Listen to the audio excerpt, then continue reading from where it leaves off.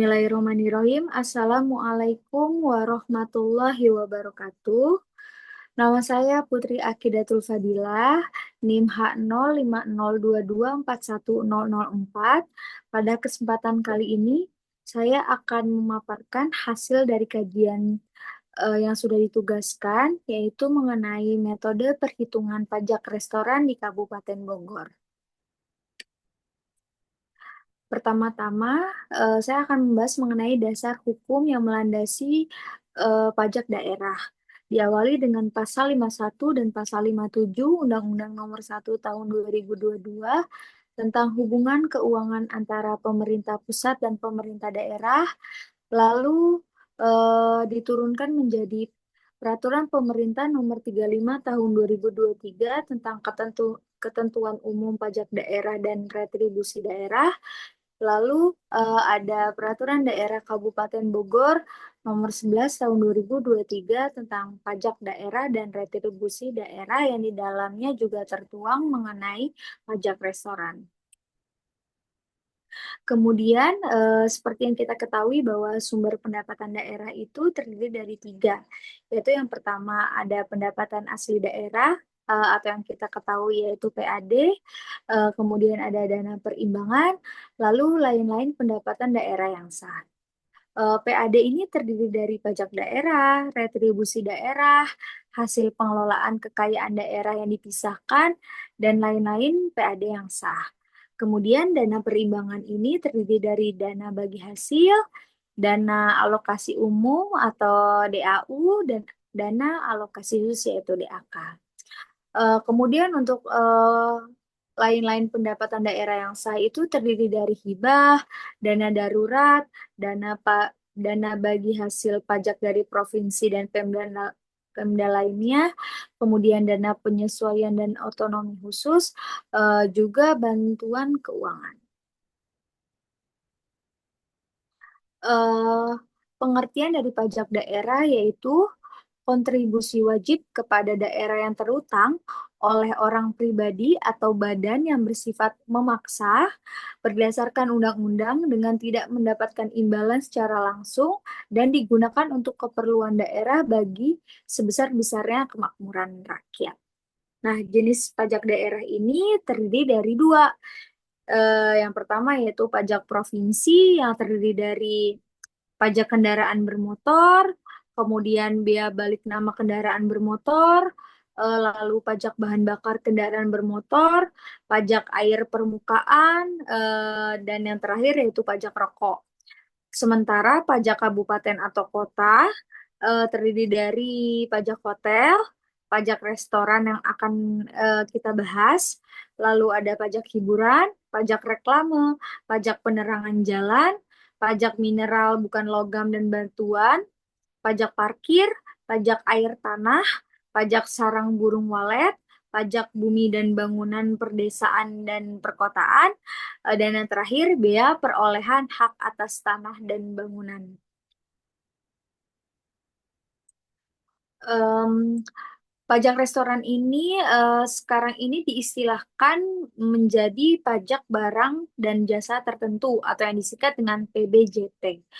Nah, berdasarkan pasal 50 Undang-Undang Nomor 1 Tahun 2022, PB1 atau pajak pembangunan 1 adalah pajak yang dikenakan atas transaksi konsumsi barang dan jasa tertentu, termasuk makanan dan minuman yang dikonsumsi di tempat usaha seperti restoran, rumah makan, dan juga kafe. PB1 juga dikenal sebagai pajak restoran, yang kini merupakan bagian dari pajak barang dan jasa tertentu atau PBJT. Nah, subjek dan wajib pajak berdasarkan Undang-Undang Nomor 1 Tahun 2022 yang menjadi subjek dan wajib pajak restoran adalah subjek pajaknya yaitu orang pribadi atau badan yang melakukan konsumsi barang dan atau jasa tertentu di restoran. Dalam hal ini, subjek pajak adalah konsumen atau pelanggan restoran. Sementara wajib pajak yaitu orang pribadi atau badan yang melakukan penjualan, penyerahan, dan atau penyelenggaraan barang dan jasa tertentu. Dalam hal ini wajib pajak adalah pengusaha atau pemilik restoran yang memungut bayaran atas layanan yang disediakan. Nah, kemudian Objek dari pajak restoran adalah pelayanan yang disediakan oleh restoran. Nah, sedangkan yang dikecualikan restoran adalah restoran yang nilai penjualannya tidak melebihi dari 10 juta per bulan dan pelayanan yang dikelola bersama hotel. Dasar pengenaan pajak restoran atas makanan dan atau minuman adalah jumlah pembayaran yang diterima atau seharusnya diterima oleh restoran. Nah, kemudian tarif pajak restoran ditetapkan sebesar 10% dan perhitungan pajak restoran yang terutang dengan cara mengalihkan tarif sebesar 10% dengan dasar pengenaan pajak restoran. Semua ini berdasarkan dari Perda Kabupaten Bogor nomor 11 tahun 2023. Nah, di sini ada tabel eh, yang berisikan jumlah rumah makan atau restoran menurut kecamatan di Kabupaten Bogor pada tahun 2020 sampai 2024. Di sini sudah lengkap ya beberapa kecamatan yang terdapat di Kabupaten Bogor. Berikut jumlahnya berdasarkan tahunnya. Nah, didapatkan totalnya itu pada tahun 2020 ada sebanyak 638, lalu 2021 itu sebanyak 664, lalu 2022 itu ada sebanyak 949, 2023 itu 1119 restoran, dan 2024 itu di angka 1173. Kemudian klasifikasi jumlah restoran pada tahun 2020 sampai 2024 disajikan sebagai berikut, bahwa klasifikasi restoran itu dibagi menjadi tiga, yaitu ada restoran, rumah makan, dan juga kafe. Pada tahun 2020 bisa dilihat jumlah restorannya, lalu rumah makannya juga kafe, berikut dengan pada tahun 2021, 2022, 2023, dan juga 2024.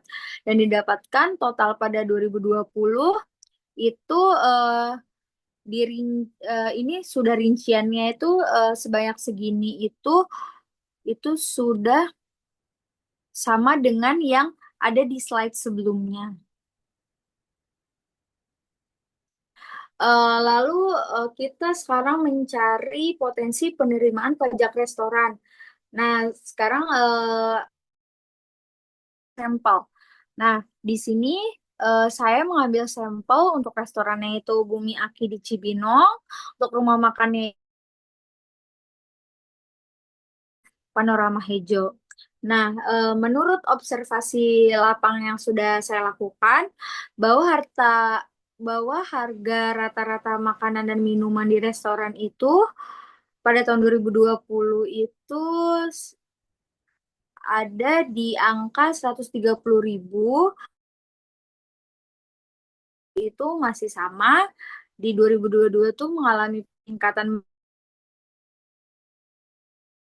2023 dan 2024 masing-masing 150.000, dan juga masih sama di 2024 juga 150.000. Nah, untuk restoran, jumlah pengunjung rata-rata di 2021 itu ada 110 pengunjung, di 2022 tuh ada 135 pengunjung, di 2000 di, di 2024 itu ada 125 pengunjung. Kemudian untuk rumah makan, harga rata-rata makanan dan minumannya itu sudah jelas rate-nya itu ada di bawah harga rata-rata makanan dan minuman yang ada di restoran. Pada tahun 2020 itu harganya itu rata-ratanya di angka 60.000, 2021 juga masih sama,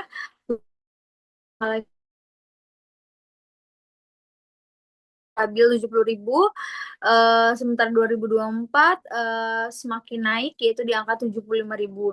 Nah, untuk jumlah pengunjung rata-rata per harinya ini, em, karena faktor dari harga yang sudah dijelaskan itu lebih murah dibandingkan dengan restoran, maka bisa dilihat juga lebih banyak dibandingkan dengan yang restoran. Bahwa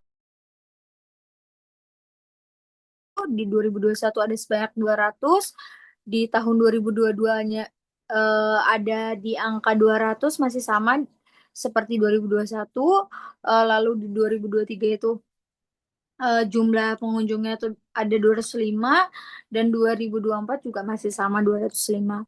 Sementara untuk kafe, harga rata-rata makanan dan minumannya itu pada tahun 2020 tuh ada di harga 85.000, 2021 juga masih sama, 2022 mengalami peningkatan yaitu 90.000, 2023 masih di angka yang sama 90.000, 2024 itu eh, ada di angka 100.000.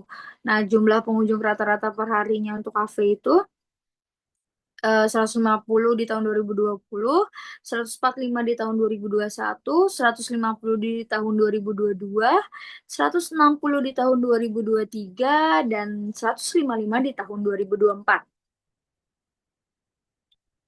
Nah, sekarang kita menghitung potensi penerimaan pajak restoran. Nah, potensi pajak restoran ini diperoleh dengan cara mengalihkan jumlah pengunjung yang datang ke restoran, harga rata-rata makanan dan minuman yang dijual, jumlah hari dalam satu tahun, dan tarif yang ditetapkan oleh pemerintah. Nah, di sini sudah ada rumusnya. Jumlah pengunjung dikali harga makanan rata-rata dikali jumlah hari dalam satuan tahun dikali 10%.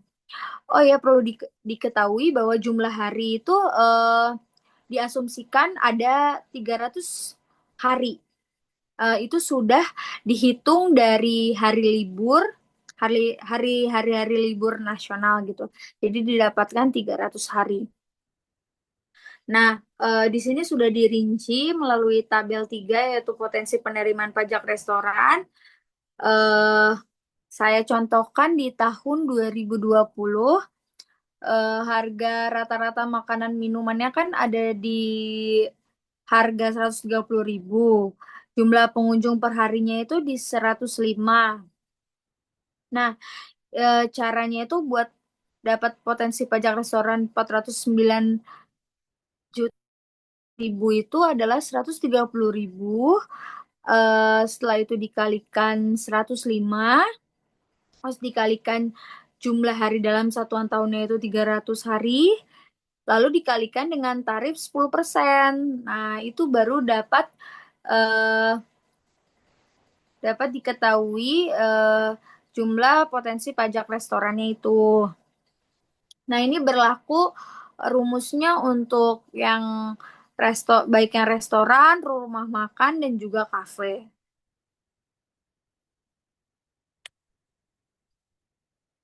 Nah, sekarang kita rinci satu persatu. Untuk restoran, tadi kan sudah dipaparkan eh, jumlah restoran ada berapa.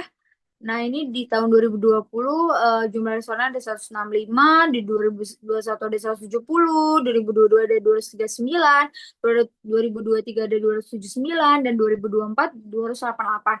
Nah, cara menghitungnya yaitu eh tadi kan nilai potensi pajaknya tuh didapat itu dari slide sebelumnya. Nah, di sini kan potensi pajak per masing-masing sektor, ada sektor restoran, rumah makan, kafe. Nah,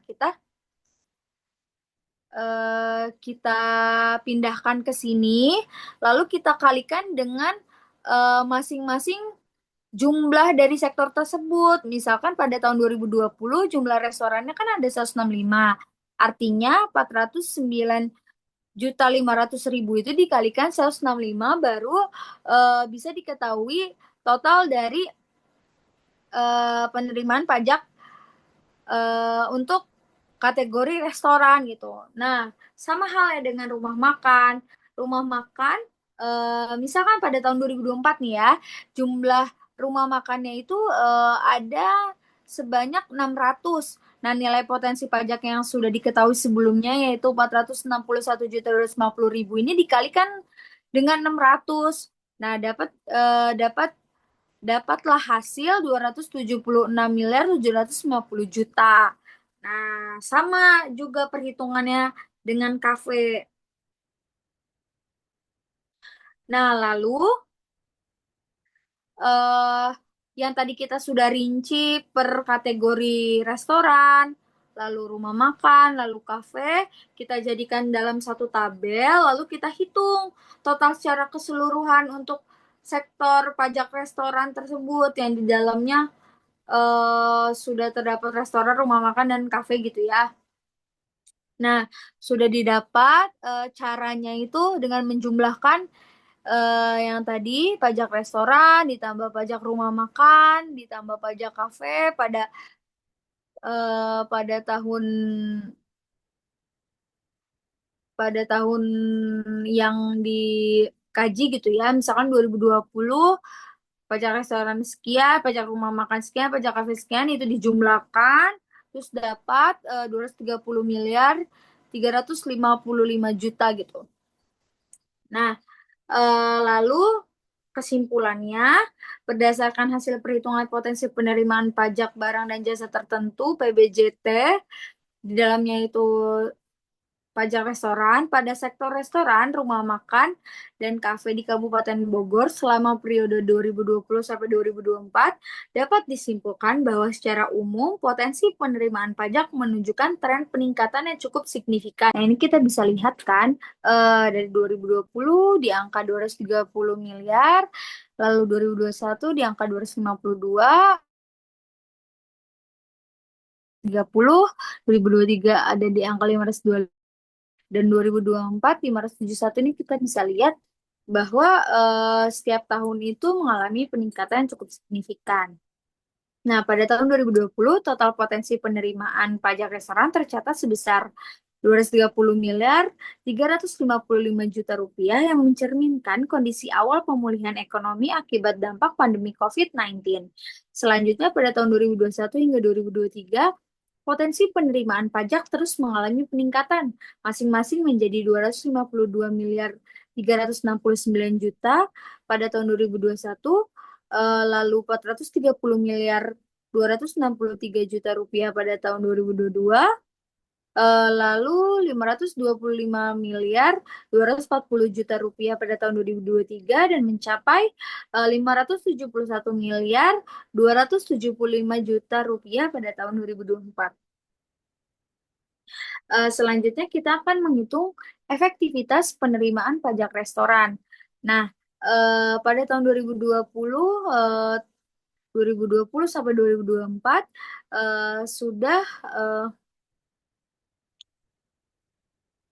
sudah ada realisasi dari pajak restoran yang didapat dari slide sebelumnya ini kan ya. Lalu kita bandingkan dengan target yang ada dilansir oleh Bapenda Kabupaten Bogor pada tahun 2020 contohnya ada di angka 295 miliar 327 juta rupiah. Eh, gimana cari gimana cara mencari efektivitasnya? Di sini ada rumusnya, yaitu realisasi penerimaan pajak dibagi dengan target penerimaan pajak dikalikan 10%. Nah, realisasinya tadi pada tahun 2020 kan di angka 230 miliar ini dibagi dengan targetnya itu 290 miliar ini dikali 100% didapat bahwa efektivitasnya itu ada di 78%. Nah, sekarang kita gimana tahu kriterianya itu? Di sini ada interpretasi nilai efektivitas. Kita lihat 78% ada di kategori di sini di kurang efektif. Nah, begitupun perhitungan untuk di tahun 2021, 2022, 2023, dan 2024. Nah, kalau misalkan di 2021 sampai 2024 itu kriterianya itu sangat efektif dengan presentasinya itu di atas 100%. Nah, berdasarkan tabel 5, efektivitas penerimaan pajak restoran di Kabupaten Bogor selama periode 2020 sampai 2024 menunjukkan kinerja yang semakin baik. Pada tahun 2020, tingkat efektivitas sebesar 78% termasuk dalam kategori kurang efektif yang dipengaruhi oleh penurunan aktivitas ekonomi akibat pandemi COVID-19. Namun pada tahun 2021 hingga 2024, efektivitas penerimaan pajak telah melampaui 100% dengan nilai masing-masing sebesar 103%, 105%, 105%, 105% dan juga 106%, sehingga termasuk dalam kategori sangat efektif. Kondisi ini menunjukkan bahwa upaya pemerintah daerah dalam meningkatkan penerimaan pajak melalui intensifikasi dan ekstensifikasi pajak telah berjalan dengan baik dan berkontribusi positif terhadap peningkatan PAD Kabupaten Bogor, khususnya dari pajak barang dan jasa tertentu atau PBJT. Nah, demikian pemaparan yang telah saya sampaikan. Kurang lebihnya saya mohon maaf. Akhir kata, wassalamualaikum warahmatullahi wabarakatuh.